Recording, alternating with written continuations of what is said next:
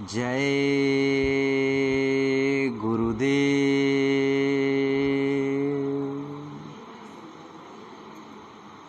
परम पूज्य परम संत बाबा जय गुरुदेव जी महाराज के चरणों में कोटानि कोटि बार नमन प्रणाम करते हुए यह विनय विनती करते हैं कि हम सभी की जीवात्माओं को इस काल माया के देश से निकाल करके अपने निज धाम सतलोक सचखंड ले चलें। साथ ही साथ पूज्य महाराज जी के चरणों में कोटान कोटि बार नमन प्रणाम करते हुए यह विनय विनती करते हैं कि हम सभी जीवात्माओं पर अपनी दया दुआ बनाए रखें।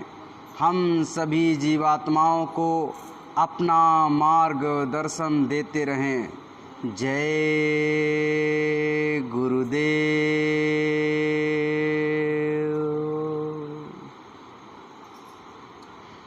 प्रेमी भाई बहनों, ये जो हमको और आपको मानव तन मिला है, बड़े सौभाग्य से ये हमको और आपको यह मानव तन मिला।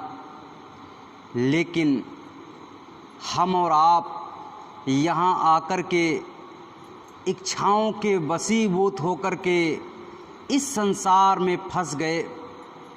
इस संसार से निकलने के लिए हमें अपनी इच्छाओं से निकलना पड़ेगा। जब तक हम अपनी इच्छाओं से नहीं निकलेंगे तब तक यहाँ से अपने घर जाना, यानी ये जन्म मरण का जो चक्कर है, इससे निकलना बहुत ही मुश्किल है। गुरु महाराज ने एक बार अपने सत्संग के वचनों में सुनाते हुए बताया कि ये संसार में कितने लोग आए और कितने लोग चले गए, कितने लोग आकर के निराश होकर के चले गए। यानी वो जो चाहते थे अपने जीवन में वो उनको मिला और मिलने के बावजूद वो बेचारे निराश होकर के चले गए। कितने इंसान यहाँ पर आए, कुर्सी के लिए मारामारी करते रहे, राज्य के लिए मारामारी करते रहे।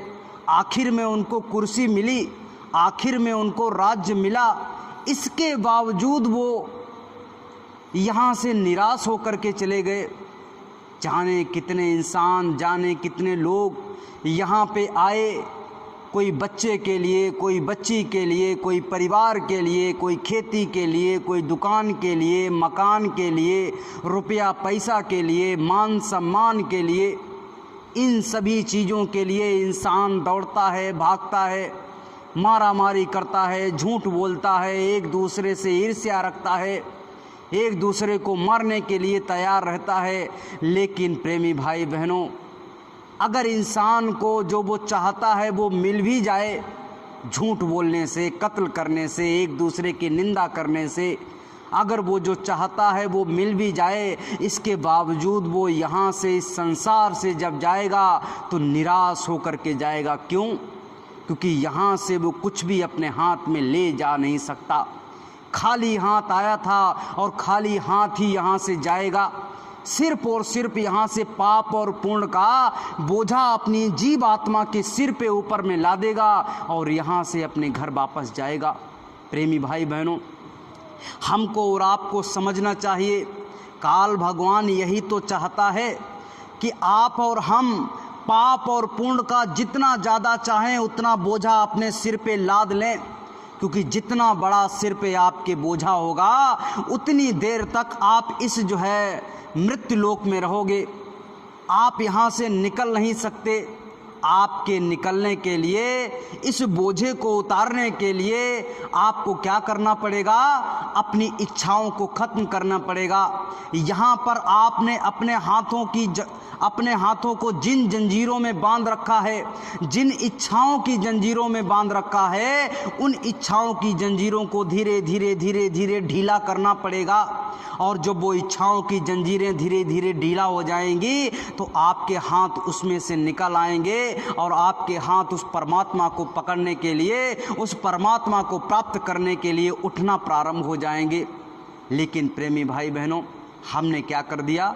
हमने इस दुनिया की इच्छाओं में जो है अपने आप को फंसा लिया और यहीं पर फंस करके हमारी जीव आत्मा बेचारी बार बार ये जन्म मरण के में गोता लगा रही है, इस संसार में जो है चक्कर लगा रही है और यहाँ से निकल नहीं पा रही।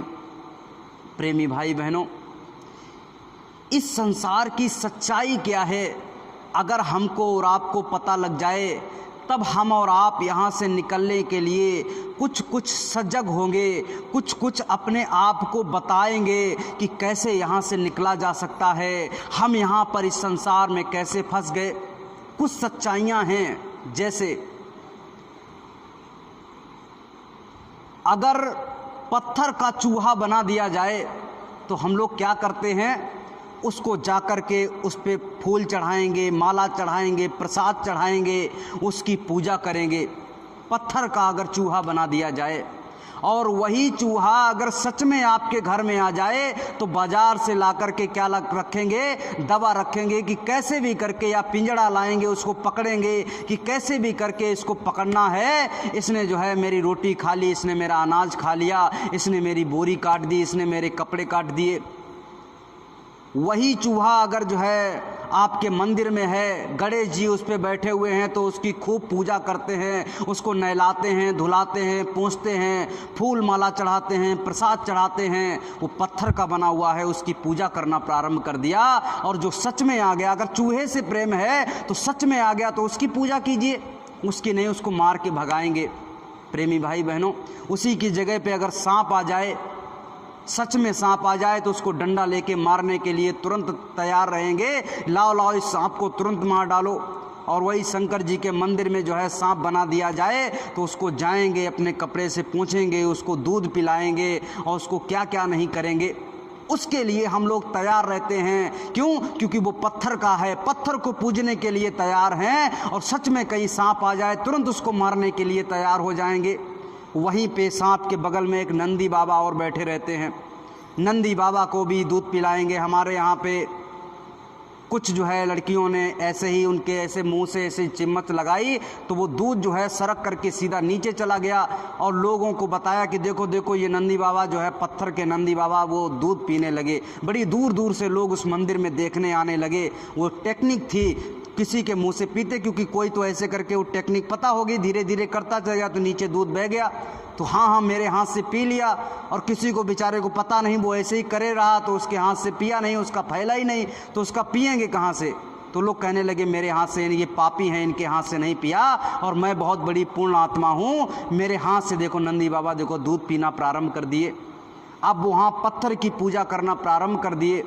और आपके खेत में आकर के अगर 2-4 पेड़ को खा लिया, कुछ जिन्स को अगर खा लिया, तुरंत भाला बनाएंगे और उसको जो है मारेंगे। बेचारे के छेद हो जाएगा, उसमें कीड़े पड़ जाएंगे, घाव हो जाएगा, खून निकलेगा, कोई परवाह नहीं।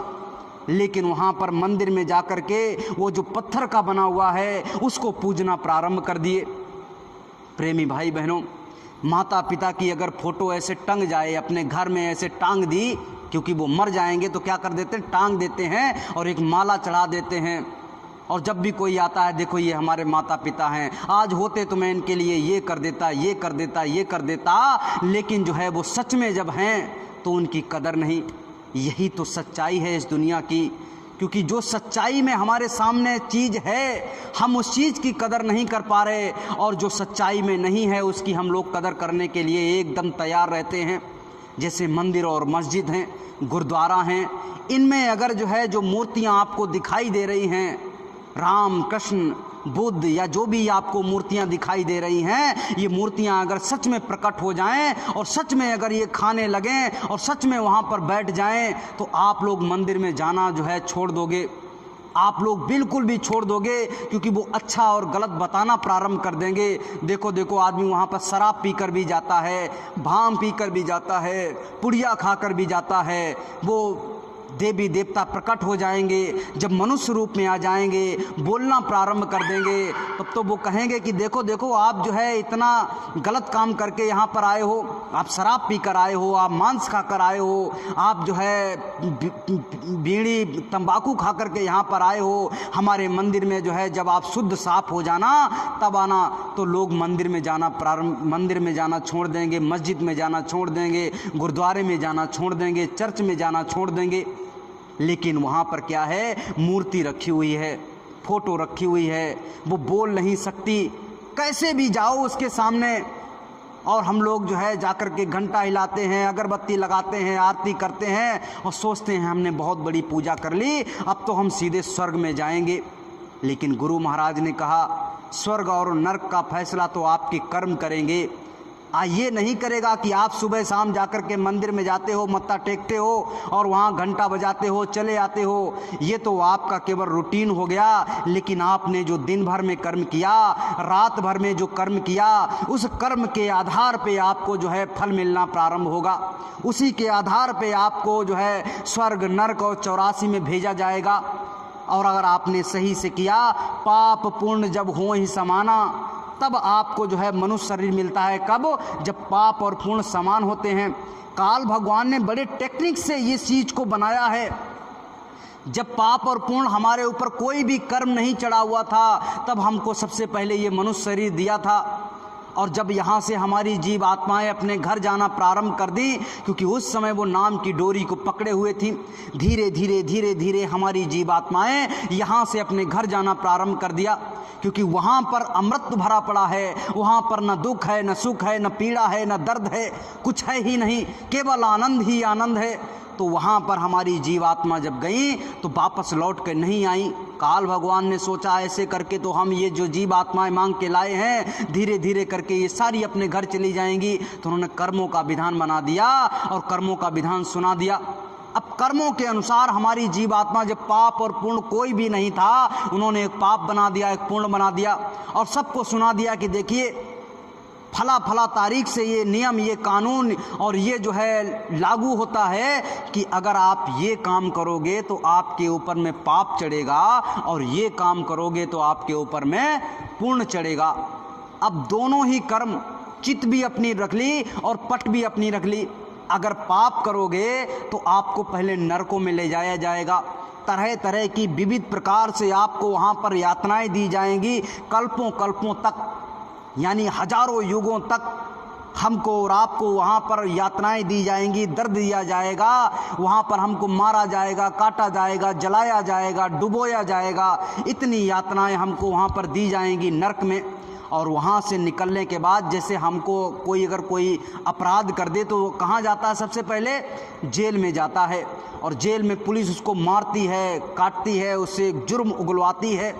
और जब उसको मार के तोड़ के एकदम बराबर कर देते हैं, जब वो जुर्म अपना कबूल कर देता है तो वहाँ पर उसका क्या हो जाता है? चालान हो जाता है कि अब ले जाओ इसको जेल में। कहाँ ले जाओ? जेल में ले जाओ। ऐसे ही जीव आत्मा बेचारी, पहले वहाँ पर उसका थाना बना हुआ है, पहले उसको वहाँ पर सज़ा दी जाती है और जब उसका जो है जुर्म कबूल हो जाता है, जब उसको जो है चालान कर दिया जाता है तो उसको कहा जाता है इसको जेल में ले जाओ। तो 4 प्रकार की जेल बना रखी हैं, अंडज, पिंडज, उखमज और अस्तावर। ये पेड़ पौधे, ये जानवर, ये कीड़े मकोड़े, ये जो है चिड़िया, ये जानवर, ये सब कुछ किस में आते हैं? अंडज, पिंडज, उखमज और अस्तावर। 4 प्रकार की अलग अलग जेलें हैं जो नरक से निकालने के बाद हमको और आपको वहाँ पर बंद कर दिया जाता। अब वहाँ पे भी दर्द झेलो, पीड़ा को झेलो और इसके बाद में क्या करना पड़ता है? फिर से आपको मनुष्य शरीर मिलेगा। अगर आपने पुण्य कर्म किए तो आपको स्वर्ग दे दिया जाएगा, पैकुंठ दे दिया जाएगा। वहाँ पर तरह तरह की विविध प्रकार की आपको तरह तरह के भोग मिलेंगे। वहाँ पर एक निश्चित समय होगा कि इतने समय तक आप यहाँ पे रहोगे और इसके बाद जैसे ही आपके पुण्य समाप्त हो जाएंगे, आपको वहाँ से उतार करके फिर से इस मनुष्य शरीर में लाया जाएगा। और उन्होंने एक और बना दिया कि इसके अगर पाप और पुण्य दोनों समाप्त हो गए तो क्या हो जाएगा, इसको जो है यहाँ से तुरंत जब पाप और पुण्य कोई पर्दा आपकी जीव आत्मा पे नहीं होगा तो ये शब्द के साथ में अपने आप कनेक्ट हो जाएगी, शब्द के साथ में अपने आप जुड़ जाएगी और ये अपने घर आना जाना प्रारंभ कर देगी।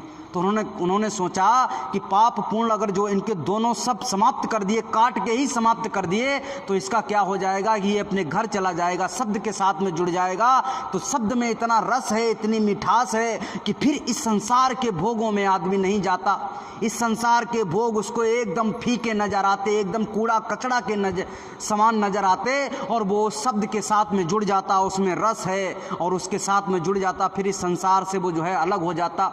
लेकिन प्रेमी भाई बहनों, ये काल भगवान इतना होशियार निकला, इसने क्या किया, पाप और पुण्य को पूरा पूरा खत्म नहीं किया, कुछ पाप रखा और कुछ पुण्य रखा, और वो सब समान रखा कि मतलब 1 किलो पुण्य है और 1 किलो पाप है, तो चलो ठीक है, 1 किलो पुण्य 1 किलो पाप, इस जीवात्मा के ऊपर में पर्दा चढ़ा हुआ है, इस जीवात्मा को न दिखाई दे रहा है, न इस जीवात्मा को सुनाई दे रहा है, न इस जीवात्मा को सुंघाई दे रहा है। अब ये जीवात्मा एकदम बेहोश पड़ी हुई है, पर्दे के पीछे खड़ी हुई है। अब उसी वक्त इसको क्या दे दिया, मनुष्य शरीर दे दिया कि लो ये मनुष्य शरीर लो, अब इसमें अगर चाहो तो भजन करके किसी संत महात्मा से रास्ता लेकर के अपनी जीवात्मा का कल्याण करवा सकते हो। लेकिन हमारी जीवात्मा के ऊपर में पर्दा चढ़ा हुआ है, कर्मों का अंबार चढ़ा हुआ है, इसकी वजह से ये जीवात्मा भजन पूजा नहीं कर पाती।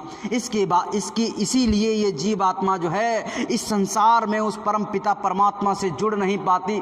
वो तो चाहते हैं, वो तो आते हैं कि संसार से निकल चलो, ये संसार केवल झूठा है। लेकिन प्रेमी भाई बहनों, ये कर्मों के आवरण की वजह से हमारी जीवात्मा वो जो है परम पिता परमात्मा की आवाज़ को सुन नहीं पाती।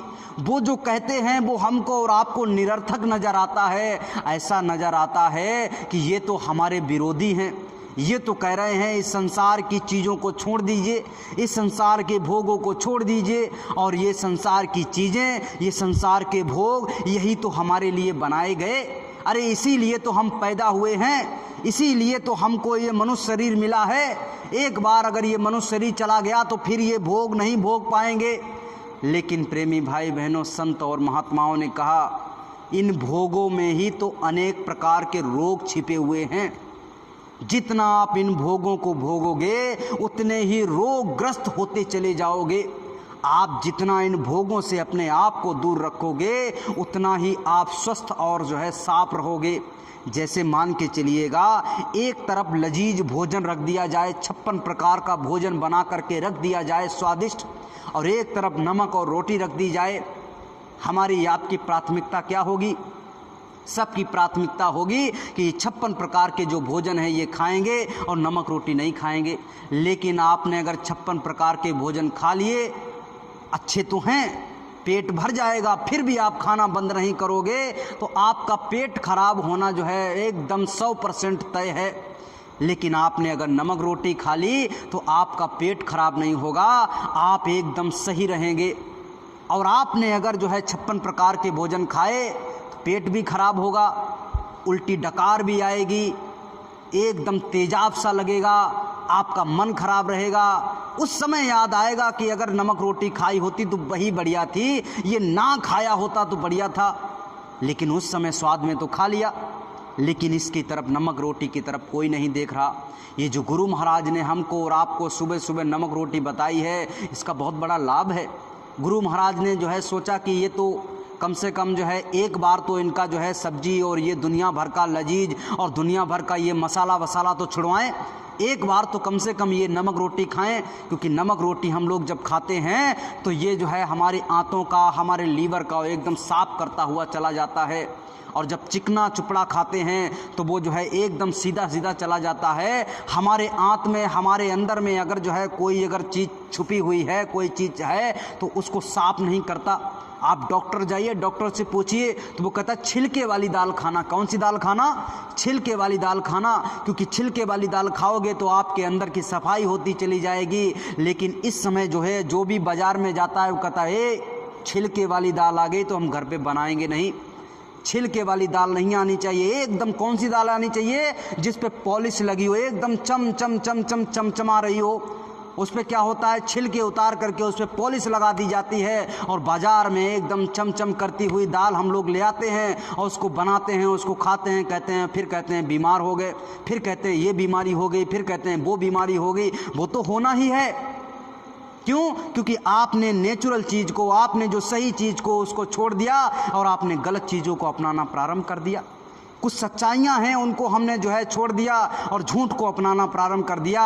इसीलिए तो हमारे आपके जीवन में विविध प्रकार की दिक्कतें आती हैं, परेशानियाँ आती हैं। गुरु महाराज ने हमको और आपको बताया कि भाई अगर आपको सही रास्ते पे चलना है, अपने जीवन को सार्थक करना है, अपने जीवन में अगर कुछ प्राप्त करना है तो आपको त्याग करना पड़ेगा, आपको समर्पण करना पड़ेगा, आपको इस दुनिया की चीज़ों से थोड़ा दूर होना पड़ेगा। उसके लिए उन्होंने एक कहानी को सुनाया। एक बार की बात थी, एक जो है बाप और बेटा एक सत्संग में गए, अपने गुरु महाराज के आश्रम में गए, ऐसे बैठे हुए थे। गुरु महाराज ने सत्संग को सुनाया, समाप्त किया, कहा ऐसा है सब लोग अपनी अपने जगह पे, अपने अपने घर पे एक एक सत्संग लगवाइए। क्या करवाइए? जैसे महाराज जी इस समय जौनपुर की धरती पे इस समय घर घर जा कर के सत्संग दे रहे हैं। आप देखिए जो छोटी छोटी क्लिप बना करके भेज रहे हैं वीडियो के द्वारा, जो इस समय ऑनलाइन सिस्टम है उसके द्वारा आपको जो है दिखाई पड़ रहा है। बिल्कुल गरीब गरीब लोग जो मथुरा में महाराज जी से मिल नहीं सकते, बेचारे लाइन में जाते हैं और दूर से ही चले जाते हैं। आज उनके घर पे जा कर के, उनकी चारपाई पे, उनके तख्त पे, उनके बेचारे जो भी टूटी फूटी कुर्सी या जो भी उनके जो है सामान हैं उन पे जा कर के महाराज जी बैठ रहे हैं, उनको जो है दया दुआ दे रहे हैं। उनके घर पे जो भी रूखा सूखा है कुछ ना कुछ वो जो है पान कर रहे हैं। आज ये क्या है? ये तो केवल जो है उस परमात्मा की दया है और वो जाकर के वहाँ पर उनको जो है उन जीव आत्माओं का कल्याण कर रहे हैं। इसी प्रकार से एक बेचारे गरीब थे, गुरु महाराज ने कहा, वहाँ महात्मा जी ने कहा कि अपने अपने घर पे सब लोग एक एक सत्संग लगवाइए। सब ने अपना अपना अपना अपना नाम लिखवा दिया। उसी में एक बेचारे थे सम्मन और मूसन, बाप और बेटा, उन्होंने भी अपना नाम लिखवा दिया कि गुरुजी हम भी अपने घर पे जो है सत्संग करवाएंगे। क्योंकि सब लोग नाम लिखवा रहे थे, उन्होंने कहा था हम भी तो सच्चे भक्त हैं, हम क्यों पीछे रह जाएं, जो भी व्यवस्था हो जाएगी करी जाएगी। घर पे पहुँचे, वो तारीख धीरे धीरे धीरे धीरे नज़दीक आने लगी। जिस तारीख को उनको दिया गया था कि इस तारीख को, इस महीने में आपका जो है आपके घर पे सत्संग होगा, वो तिथि धीरे धीरे नज़दीक आने लगी। अब उनके मन में विचार चलने लगा कि कैसे करके अब सत्संग करवाएंगे तो खाने की व्यवस्था होनी चाहिए, यहाँ पर बैठने की व्यवस्था होनी चाहिए, कुछ पानी पिलाने की व्यवस्था होनी चाहिए। धीरे धीरे करके उन्होंने जो है उसको इकट्ठा करने के लिए कुछ ना कुछ पैसे एडजस्ट किए, पैसे जो है कमाए। तब तक क्या हुआ, उनके घर में किसी को तबीयत खराब हो गई और उस तबीयत में बेचारों के वो रुपया जो है चले गए। अब उनके पास में एक पैसा नहीं बचा और कल की तारीख में उनका, कल की तिथि में उनके यहाँ पे सत्संग।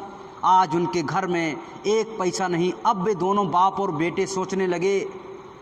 बाप ने बेटे से कहा कि बेटा मूसन, ये बताओ कल की तिथि में सत्संग है, घर पे जो है बहुत सारे गुरु भाई साथ में आएंगे, गुरु महाराज आएंगे और आसपास से भी लोग आएंगे, यहाँ पर बैठेंगे, सत्संग को सुनेंगे, कुछ जलपान के लिए, खाने की व्यवस्था के लिए, क्योंकि इतनी दूर से पहले तो कोई हवाई जहाज होता नहीं था, कोई गाड़ी ऐसा तो होता नहीं था 2 घंटे में अपने घर पे पहुंच जाएंगे। बेचारे पैदल आएंगे, कुछ अपने साइकिल से आएंगे, कुछ अपने घोड़े से आएंगे, कुछ बैलगाड़ी से आएंगे। अब भी ऐसे जकर के लोग आएंगे तो उनको रुकने के लिए, खाने के लिए व्यवस्था होनी चाहिए। दोनों आपस में बात कर रहे, हाँ हाँ होनी तो चाहिए, अब क्या करें। पिता ने कहा ऐसा है, कुछ ना कुछ करते हैं। बेटे ने कहा ऐसा है, बगल में एक सेठ जी रहते हैं गांव में, उनकी बहुत बड़ी दुकान है, तो ऐसा है हम लोग कोई वैसे तो है नहीं, जब हम लोग कमा करके पैसा कर लेंगे तो सेठ जी को जो है जा कर के पैसा दे देंगे। सच्चे मन से उन्होंने जो है कहा कि हम जो है उनके दुकान से सामान को जो है निकाल लेते हैं, चोरी नहीं करते, निकाल लेते हैं, और जब हमारे पास में पैसा हो जाएगा कुछ दिनों के पास में, तब हम जो है वो सारा पैसा ले जा करके उनको दे देंगे और बता देंगे कि वो चोरी करने वाले, वो सामान निकालने वाले हम ही थे। तो उन्होंने कहा क्या किया जाए, ऐसे मांगने जाएंगे तो सेठ जी आपको एक नमक की कंकड़ी भी नहीं देंगे। दोनों ने पौरा लिया, दोनों ने ऐसे बेलचा लिया और ले जा कर के खोदना शुरू किया थोड़ी दूर के पास में, और एक सुरंग को बना दिया। और सुरंग को बना करके अंदाज से वहीं पे खोदा जहाँ पर उनकी दुकान थी, परचूनी की दुकान थी, उसी में ऐसे करके सेंध लगा दी और उसी में जो है बाप और बेटे घुल गए। और जाकर के उन्होंने जो जो सामान जो है उनके यूज का था, आटा था, दाल था, चावल था, तेल था, जो कुछ भी था सब कुछ उन्होंने निकाल करके अपने घर पे रख लिया।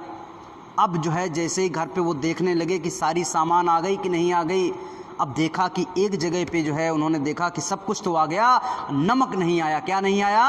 नमक नहीं आया। जैसे आप 4 पहिए की गाड़ी तो आपके पास में है, अब उसमें दबा अगर हवा नहीं है तो क्या होगा? वो चलेगी? बिल्कुल नहीं चलेगी।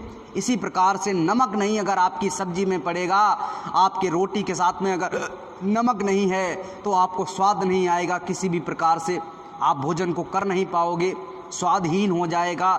इसीलिए उन्होंने कहा नमक तो है ही नहीं, और सबसे महत्वपूर्ण चीज़ है नमक। तो उन्होंने कहा ऐसा करो, चलो एक बार फिर से चलते हैं।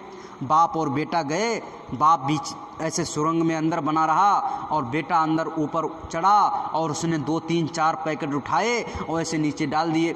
बाप ने उन्हें निकाल करके उधर कर दिया और कहा कि बेटा आ जाओ। जैसे ही वो नीचे उतरने लगा तब तक क्या हुआ, अकस्मात उस सेठ जी की जो है नींद खुल गई और सेठ जी अपने दरवाजे को खोल करके दुकान में जैसे ही प्रवेश किए, देखा क्या पूरा खुदा पड़ा है, एक कोई घुसा पड़ा है, मुंह बांधे हुए था बेचारा। उसने ऐसे मूड़ तो अंदर घुसेड़ दिया। अब मूड़ जब घुसेड़ दिया तो हाथ पकड़ करके उसके बाप ने खींचना प्रारंभ कर दिया और सेठ जी भागे तो उसके पैर पकड़ लिए। अब सेठ जी अपनी तरफ खींच रहे और वो सुरंग में घुसा हुआ मूसन और वो जो है सम्मन है उसका बाप अपनी तरफ खींच रहा। अब धीरे धीरे दो अपनी तरफ खींच रहे, वो अपनी तरफ खींच रहा, दोनों अपनी अपनी ताकत लगाए। अब क्या हुआ, उसके जो है जब कोई चोरी करने के लिए जाता है, कहीं पे जाता है, तो कुछ लोग अपनी कटार बटार ऐसे कुछ हाथ में चाकू बाकू रखते थे। तो सम्मन ने कहा, मूसन ने कहा अपने बाप से, सम्मन से, कि पिताजी ऐसा कीजिए, अगर हमको सेठ ने खींच लिया क्योंकि दमदार है, हमको और आप तो जो है कुछ खाते पीते नहीं हो, ज़्यादा नमक रोटी सब्जी रोटी जो कुछ बन जाती है वो खा लेते हो, लेकिन ये सेठ दमदार है, ये कुछ देर के बाद में हमें ऊपर खींच लेगा।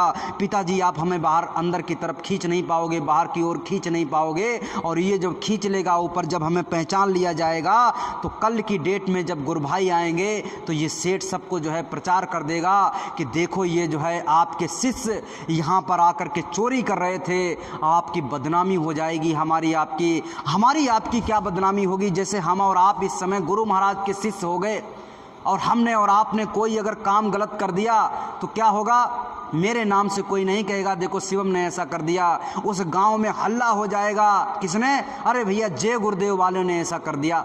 किसने कर दिया? जय गुरुदेव वालों ने ऐसा कर दिया।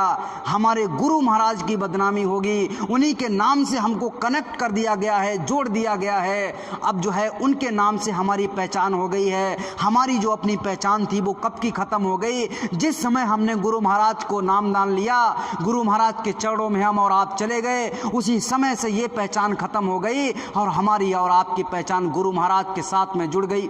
जैसे छोटे छोटे ये बच्चे हैं, इन बच्चों को जब ये गली से गुजरते हैं तो ये क्या कहा जाता?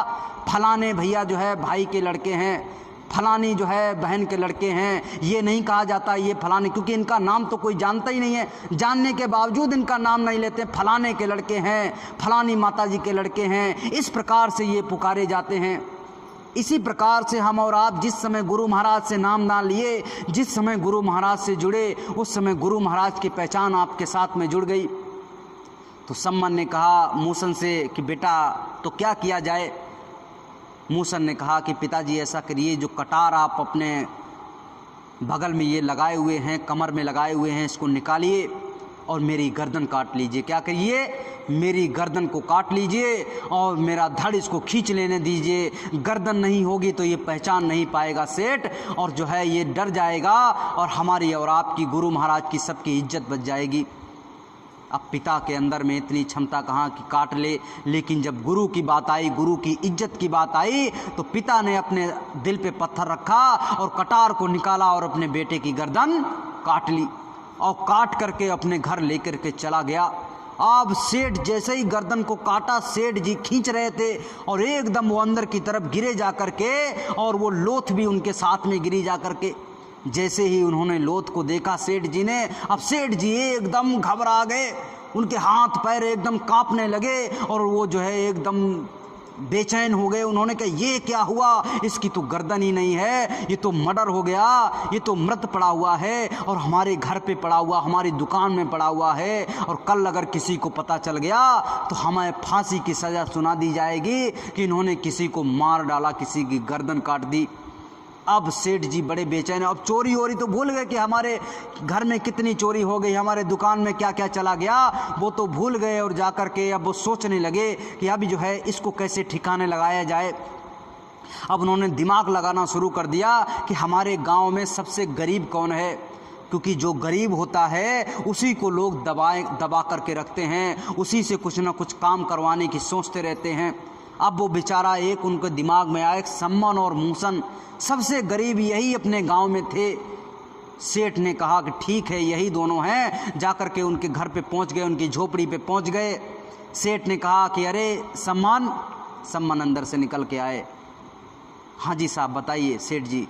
अब वो कांपने लगे, कहीं तो ये वो हम जो सामान निकाल के लाए हैं उनके बारे में तो नहीं बता रहे। उन्होंने कहा ऐसा है, हमारे घर में एक लाश पड़ी है। क्या पड़ा है? एक लाश पड़ी है, उसकी गर्दन नहीं है, उसको ठिकाने लगाना है। उसको खोद के तुम ले जाओ और खोद के कहीं पे गाड़ दो। तुम जितने पैसे मांगोगे मैं उतना पैसा दूंगा, तुम्हें खाने के लिए राशन हर महीने फ्री में दूंगा, तुम मेरा इतना काम आज कर दो। अब संबंध वो तो बेचारा जो है जानता ही था, तो मेरे बेटे की लोथ पड़ी हुई है, लाश पड़ी हुई है। वो वहाँ से उठा, उसने कहा कोई बात नहीं सेठ जी, आप कोई पैसा मत दीजिए, आप हमारे जो है सेठ जी हैं, आप हमारे कभी ना कभी काम आते ही रहेंगे, मैं आपके लिए हर वक्त तैयार हूँ। और वो भाग करके गया और एक बोरे में भरा और भर करके उस लड़के को अपने घर पे लाया। अब जब घर पे लाया तो उन्होंने कहा मैं ठिकाने लगा दूंगा, सेठ जी आप चुपचाप सोइए जा करके। सेठ जी गए, उनके घर से जैसे ही लाश निकल गई तो चैन की नींद वो सो गए। इधर वो अपने जो है घर पे लाया अपने बच्चे को। अब उसकी गर्दन रखी हुई थी, उसी के साथ में गर्दन को ऐसे जो है जोड़ दिया और ऊपर से कपड़ा डाल दिया।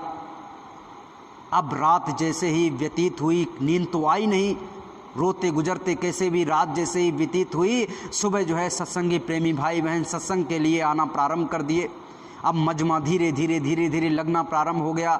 इन्होंने टाट पट्टी जो कुछ भी इनके पास में था इन्होंने बिछाना शुरू कर दिया। अंदर में जो कुछ भी सामान उस दुकान से निकाल करके लाए थे वो निकाल करके अपने गुरु भाइयों को दिया। लीजिए भैया खाना बनाइए। तो एक तरफ भंडारी कुछ लोग थे वो खाना बनाना प्रारंभ कर दिए, एक तरफ जो है कुछ पानी पिलाना प्रारंभ कर दिए, एक तरफ जो है गुरु महाराज की मंच लगना प्रारंभ हो गई। धीरे धीरे जो है सब लगना प्रारंभ हो गया। तब तक क्या हुआ, गुरु महाराज का भी आगमन हुआ। गुरु महाराज आए और आकर के बैठे। उन्होंने कहा कि अरे सम्मन गया, भाग करके तुरंत चरण छुए और जो है पानी पिलाया कि लीजिए गुरु महाराज ये लीजिए वो लीजिए, जो उसके पास में था सब कुछ उसने खिलाना पिलाना शुरू कर दिया। गुरु महाराज ने कहा ये तो हम खाएंगे पिएंगे बाद में, तुम तो बहुत अच्छे हो ठीक है, लेकिन हम जो है चारों तरफ नज़र घुमा करके देख रहे, तुम्हारा बेटा बड़ा ही एकदम जो है हर जगह पे हर सेवा में सबसे आगे रहता है और आज वो दिखाई नहीं पड़ रहा, ऐसे कैसे हो गया? अगर मैं जब भी आता था, जब भी मैं वहाँ पे जाता था और जब भी वो आश्रम में आता था, सबसे आगे भाग करके पैर छूता था, सबसे आगे आकर के सेवा में लग जाता था, पूछता था गुरु महाराज क्या करें क्या ना करें, और आज वो दिखाई नहीं दे रहा। ऐसा जो है बच्चा कहाँ पे छुपा रखा तुमने, आज कहाँ पे खो गया, मुझे कहीं दिखाई नहीं दे रहा। जब तक वो दिखाई नहीं देगा तब तक मैं आपका खाना पीना नहीं खाऊंगा। सम्मन कहने लगा अरे गुरु महाराज उसकी तबीयत ज़्यादा ख़राब हो गई है और इसीलिए जो है अंदर वो लेटा हुआ है। गुरु महाराज ने कहा ऐसी कैसी तबीयत ख़राब हो गई, सेवा करने से अच्छे लोगों की तबीयत जो है सही हो जाती है, उसकी तबीयत ख़राब हो गई, उसको बुलाओ और कहो कि सेवा में लगे। सेवा में जब लग जाएगा, उसके घर पे आज काम है, घर पे सत्संग है, सेवा में लग जाएगा तो तबीयत उसकी जो बीमारी है अपने आप खत्म हो जाएगी। अब सम्मन तो जान रहा बेचारा कि हमारा बेटा तो गर्दन कटी हुई है, वो कैसे आ जाएगा, लेकिन वो हाथ जोड़ के कह रहा, रोने लगा, कहने लगा कि गुरु महाराज वो तो जो है वहाँ पे बीमार ज़्यादा ही है, उठ नहीं सकता इसलिए नहीं आ रहा, वो बिल्कुल भी उठ के चल नहीं सकता, उसकी हालत इतनी बिगड़ी हुई है। गुरु महाराज ने कहा ऐसी कैसी हालत बिगड़ी हुई है। वहीं से गुरु महाराज ने आवाज़ लगाई, अरे मूसन, अरे मूसन। जैसे ही अंदर से उन्होंने बाहर से आवाज़ लगाई, अंदर से जो है एकदम मूसन भागता हुआ बाहर आया। उसको देख करके जो है उसके पिता की एकदम डिडकार बंध गई, गला बंध गया, आंखों से आंसू बहने लगे कि अरे ये तो गर्दन इसकी कटी हुई थी, मर गया था लेकिन देखो जिंदा हो गया। गुरु महाराज ने जैसे ही उसको पुकारा, भागता हुआ आया, गुरु महाराज के चरण छुए और एकदम लग गया सेवा में, जो भी सेवा थी उस सेवा में लग गया। गुरु महाराज कहने लगे कि देखो कितना अच्छा लड़का है, और तुम कह रहे थे इसकी तबीयत खराब है, अंदर में बैठा हुआ है, लेटा हुआ है, चल नहीं सकता, वो तो देखो भाग रहा, दौड़ रहा। अब मूसन एकदम गुरु महाराज के चरणों पे जो है सम्मन गिर गया, कहने लगा गुरु महाराज आप तो सब कुछ जानते हो, क्या हुआ क्या नहीं हुआ, आपसे क्या छुपाना, लेकिन ये जो हो गया उसका हमारे अब जो है वचनों में, हमारे अंदर में कोई जो है, हम इसको वर्णन नहीं कर सकते, इसको कह नहीं सकते। सत्संग हुआ, सत्संग के बाद में गुरु महाराज ने आशीर्वाद दिया, और आशीर्वाद में जब ऐसा कोई समर्पण करता है, ऐसा कोई त्याग करता है, तो वो संत और महात्मा जब आपको आशीर्वाद देते हैं तो उस आशीर्वाद में सारे के सारे कर्मों को आपके जला देते हैं। उन्होंने सारे के सारे कर्म, पाप और पुण्य दोनों को जला दिया, दोनों बाप और बेटे के, और दोनों को वहाँ से सीधी उनकी सूरत, जब पाप और पुण्य आपके खत्म हो जाएंगे तो आपकी जीवात्मा अपने आप किससे जुड़ जाएगी, शब्द के साथ में जुड़ जाएगी, शब्द के साथ में कनेक्ट हो जाएगी, और वो शब्द में वो चुंबक है, वो ताकत है, वो पावर है, वो शब्द अपने आप आपको ऊपर खींचना प्रारंभ कर देगा। प्रेमी भाई बहनों, उनकी दोनों की जीवात्मा ऊपर खींचना प्रारंभ हो गई, उनको आनंद मिलना प्रारंभ हो गया। अब उन्होंने जब उस आनंद को प्राप्त किया, अभी तक तो केवल एक्सपेक्ट कर रहे थे, अभी तक तो केवल हम लोग क्या करते हैं कि बस सोच रहे हैं अच्छा अमृत होगा। लोग कहते हैं यहाँ पर ऐसा कोई स्वाद ही नहीं है जितना स्वादिष्ट अमृत है, ऐसा कोई सुख ही नहीं है, इतना सुख ऊपर में है। अभी तो हम लोग केवल सोच रहे हैं, लेकिन वास्तविक रूप में वो जो अमृत, वो जो स्वाद, वो जो आनंद जब हमको और आपको मिलना प्रारंभ हो जाएगा, तब आप उसका, गुरु महाराज ने कहा कि कलम तोड़ दोगे, आप उसका वर्णन नहीं कर सकते। जब उनको वो मिलना प्रारंभ हो गया, तब उन्होंने कहा कि अरे इसके सामने तो जो है ये एक बार गर्दन काटना क्या, 1000 बार भी गर्दन काट देते तब भी थोड़ा था जो आज हमको और आपको मिल गया। वही रास्ता, वही चीज़, वही सब कुछ हमको और आपको मिल गया। हमको और आपको भी केवल थोड़ा सा त्याग करने की आवश्यकता है, थोड़ा सा इस पे चलने की आवश्यकता है, थोड़ा सा बैठने की आवश्यकता है। अगर हम बैठना प्रारंभ कर दिए, अगर हम त्याग करना प्रारंभ कर दिए, तो धीरे धीरे धीरे धीरे हमारे अंदर में भी वो जो है शक्ति, वो पावर, वो आनंद, ये सब कुछ हमारे अंदर में भी आना प्रारंभ हो जाएगा। लेकिन प्रेमी भाई बहनों, उसके लिए कोशिश करना पड़ता है, उसके लिए त्याग करना पड़ता है, उसके लिए हमारे आप के अंदर में जो कटुलता भरी हुई है, जो कालिक भरी हुई है, उसको धीरे धीरे धीरे धीरे जो है बाहर निकालना पड़ता है। जब तक हम उसको बाहर नहीं निकालेंगे, तब तक वो परमपिता परमात्मा हमको और आपको मिल नहीं सकता। कहा जाता है कागा का को धन हरे, कोयल का को दे, मीठी बोली बोली के जग अपना करिले। कौवा जो होता है वो किसी का धन नहीं हरता, लेकिन जब भी कौवा जहाँ पे भी आ जाता है, लोग उसको मारने के लिए दौड़ते हैं। जहाँ भी काँव काँव काँव काँव करना शुरू हो जाता है, लोग उसको डंडा लेके दौड़ते हैं कि भगाओ भगाओ भगाओ, देखो कौवा आ गया। और कोयल आकर के कहीं किसी पेड़ पे आकर के बैठ जाए और वो बोलना शुरू कर दे, तो क्या हो जाता है, लोग जो है उसके साथ में बोलना शुरू कर देते हैं, उसके साथ में जो है रमना शुरू कर देते हैं, उसको जो है भगाते नहीं हैं, जबकि जो है उसके साथ में जो है खड़े होना प्रारंभ कर देते हैं। क्यों? देखो कौवे ने किसी का धन नहीं चुराया, किसी को कुछ गलत नहीं बोल दिया, किसी को गालियां नहीं दे दी, लेकिन इसको भगाना शुरू कर देते हैं। कोयल ने किसी को आकर के धन नहीं दे दिया, किसी को कुछ दे नहीं दिया, लेकिन उसकी बोली मीठी है। इसी प्रकार से अपने अंदर से जो कुटिलता है, अपने अंदर से जो कटु भावना है, अपने अंदर से जो ईर्ष्या द्वेष है, इसको धीरे धीरे धीरे धीरे निकालना प्रारंभ कर दीजिए और आपके अंदर में जब मिठास आ जाएगी, आपके अंदर में वो जो है सत्यता आ जाएगी, आपके अंदर में विरह, विवेक, शील, क्षमा, संतोष जब आना प्रारंभ हो जाएगा तो वो जो है परमात्मा के साथ आप कनेक्ट हो जाओगे। उस शक्ति के साथ, उस ऊर्जा के साथ में जब आप कनेक्ट हो जाओगे, जुड़ना प्रारंभ हो जाओगे, तो दुनिया के लोग आपके पास में अपने आप सुनना प्रारंभ हो जाएंगे, आपके साथ में जुड़ना प्रारंभ हो जाएंगे। क्यों? उसका भी एक जो है कारण है।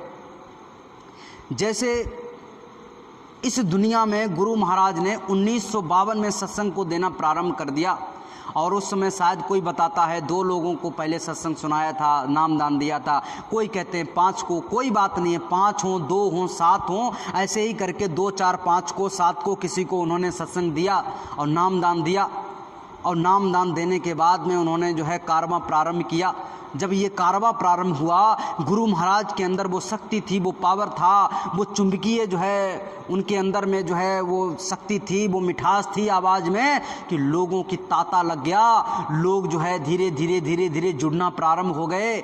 आज जितनी ऐसा कोई गांव नहीं है, ऐसा कोई नगर नहीं है, ऐसा कोई मोहल्ला नहीं है कि जय गुरुदेव नाम जो है आदमी जानता ना हो। किसी से भी आप दुनिया में जाकर के पूछ लीजिए कि आप जय गुरुदेव को जानते हैं, वो कहते हैं हाँ हाँ जय गुरुदेव को जानते हैं। हमारे गांव से जो है शाकाहारी प्रचार निकाले थे, हमारे गांव से काफिला निकाले थे, हमारे गांव से जय गुरुदेव वाले आते हैं, वो झंडा वाले आते हैं, ऐसे वर्दी वाले आते हैं, ऐसे जो है टाट वाले हमने देखे हैं। ये कौन है? ये जय गुरुदेव वाले हैं। ऐसा कोई गली मोहल्ला क्षेत्र ऐसा कुछ नहीं बचा जहाँ पर गुरु महाराज की आवाज़ नहीं गई हो, जहाँ पर गुरु महाराज का नाम ना गया हो। ये क्या है? ये तो केवल जो है वही है कि उनके अंदर वो शक्ति, वो पावर, वो मिठास है, वही तो अपने अंदर में लाना है। अपने अंदर से धीरे धीरे धीरे धीरे इस मैल को छाटना है और धीरे धीरे जब ये कपड़ा है और ये गंदा हो गया, और जब ये गंदा हो जाता तो हम लोग क्या करते हैं? साबुन से इसको धुलना प्रारंभ करते हैं। जब इसको धुलते हैं, इसके अंदर से जब मैल निकल जाता है तो ये उजला निकल आता है। ऐसे ही हमारे आपके ऊपर में जो मैल चढ़ा हुआ है, ये मैल जब निकल जाएगा तो हम लोग उजले हो जाएंगे। लेकिन इसके लिए जो साबुन की आवश्यकता पड़ती है वो ये वाला, ये रिन साबुन, ये निरमा नहीं है जिससे हम और आप अपने आप को साफ कर सकते हैं, अपने कर्मों को साफ कर सकते हैं, कर्मों के मैल को साफ कर सकते हैं। उसके लिए जो है सत्संग का जल का, सत्संग जल जो कोई पावे, मैल आई सब कट कट जावे। यानी ये सत्संग का जल, सत्संग के वचनों का जल, ये धीरे धीरे धीरे धीरे आपकी मैलाई को, ये सत्संग क्या करता है? सत्संग आपको इस दुनिया की चीज़ों से, इस दुनिया के विचारों से मोड़ करके गुरु महाराज के चरणों में, गुरु महाराज के बताए हुए शब्दों पे आपको ला करके खड़ा कर देते हैं कि यही सत्य है और इस पे धीरे धीरे धीरे धीरे चलना प्रारंभ कर दीजिए। आप धीरे धीरे सत्संग सुनते सुनते सुनते सुनते सुनते सुनते एक दिन आपके अंदर में बैठ जाएगा कि ये दुनिया फीकी है, ये दुनिया रूखी है, इस दुनिया में कुछ नहीं है। जैसे मान के चलिएगा, अभी तो आपके समझ में नहीं आएगा, आपको बताया गया कि संसार फीका है और आपके ही कोई क्लोज, आपके ही किसी सगे संबंधी की मृत्यु हो जाए, उस समय आपको नजर आता है कि ये वास्तविक दुनिया वीरान है और ये दुनिया बिल्कुल बेकार है, इस दुनिया में कुछ नहीं है, वो परमात्मा ही सत्य है और हमको और आपको भी उस परमात्मा के साथ में लगना चाहिए। उस समय जो आपका जुड़ाव इस संसार से छूट करके और अपनी जीवात्मा के साथ में होता है, वही जुड़ाव इस सत्संग के द्वारा धीरे धीरे धीरे धीरे आपको जो है उस परमात्मा के साथ में हो जाएगा और तब आपकी जीवात्मा उस परम पिता परमात्मा से जो है जुड़ना प्रारंभ हो जाएगी। इसीलिए प्रेमी भाई बहनों, हमको और आपको चाहिए कि ये दुनिया जो है कूड़े कचड़े से भरी हुई है। त्याग और समर्पण, ये दो ऐसी चीज़ें हैं, ये अगर आपने धीरे धीरे धीरे धीरे करना प्रारंभ कर दिया तो आप जो है उस परमात्मा के साथ में, गुरु के साथ में जुड़ना प्रारंभ हो जाओगे, उनके साथ में आपका प्रेम बढ़ना प्रारंभ हो जाएगा। और जब आपका प्रेम, आपका मोह उनके साथ में बढ़ना प्रारंभ हो जाएगा, तब आप उनकी दया दुआ को स्वीकार कर सकते हो। जैसे दुनिया के खेती, दुकान, मकान, रिश्ते, नाते, बच्चे, इनके साथ में हमारा क्या है, जुड़ाव है, इनके साथ में हमारा प्यार है, उसकी वजह से मोह है, उसकी वजह से हम उनके साथ में कनेक्ट हैं, जुड़े हुए हैं। ऐसे ही गुरु के साथ में जब आप कनेक्ट हो जाओगे, जुड़ जाओगे, तो उनकी दया दुआ आपके ऊपर होना प्रारंभ हो जाएगी। वही हमारे सच्चे साथी हैं। बाद बाकी इस दुनिया में ये शरीर भी आपका सच्चा साथी नहीं है। इसीलिए गुरु से प्रेम करना प्रारंभ कर दीजिए, उनकी वचनबाड़ियों पे चलना प्रारंभ कर दीजिए। यही सत्य है। इन अपनी वचनबाड़ियों को अपने जीवन में धारण कीजिए, इनको अमल में लाइए। ये सब संत महात्माओं की बाड़ियाँ हैं। अब अपनी बाड़ी को विराम दे रहे हैं। अगर कहने सुनने में कोई गलती हो गई हो, कोई अनुचित शब्द निकल गया हो, तो उसके लिए माफ़ कर दीजिएगा। बोली जय गुरुदेव। अब सभी प्रेमी भाई बहन सामूहिक आरती करेंगे।